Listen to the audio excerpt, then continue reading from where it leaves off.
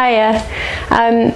Over the last few weeks I've had a few days off on annual leave and like many people I found it quite hard to switch off. So I wanted to share Matt Haig's notes on this from page 158. Don't feel like you always have to be there. In the not so olden days of letters and landlines, contacting someone was slow and unreliable and an effort.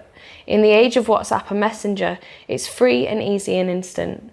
The flip side of this ease is that we are expected to be there, to pick up the phone, to get back to the text, to answer the email, and to update our social media. But we can choose not to feel that obligation. We can sometimes just let them wait, and we can risk our social media getting stale. I saw a really great post echoing those thoughts by James Routledge from Sanctus on LinkedIn this week. After struggling to disconnect, he forced himself to take a week off work. And one of the comments by Caroline Creed, I think, sums it up very well.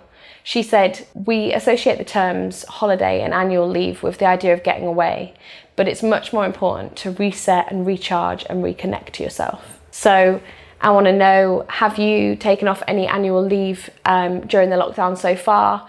If so, how have you found it to reduce your screen time? And have you found that you've ever been able to shut your brain off from work too?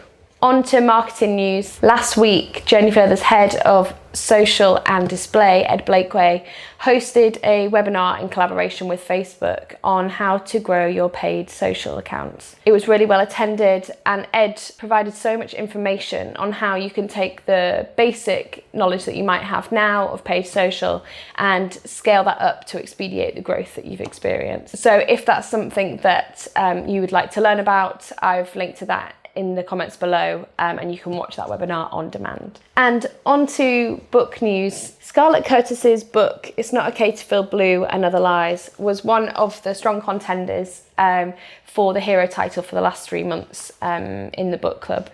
And it's a beautiful anthology of all kinds of people's different mental health experience stories. It covers things from celebrities, activists, authors, politicians, and it's really heartwarming and easy to dip into. My personal favourite is Alistair Campbell's story about his brother Donald, which is just so beautiful and moving. The book was created in collaboration with Shout, which is a mental health charity to support people in crisis. So do check that out if that's something you're interested in, or do get in touch with me and I'd love to share with you the accounts of some people who I think are adding huge amounts of value to the mental health conversation online. Apart from that, we'll be announcing the new book title on the 3rd of July for the next quarter. So do make sure you're signed up to the Journey Further newsletter before then. Have a great weekend and I'll see you next week.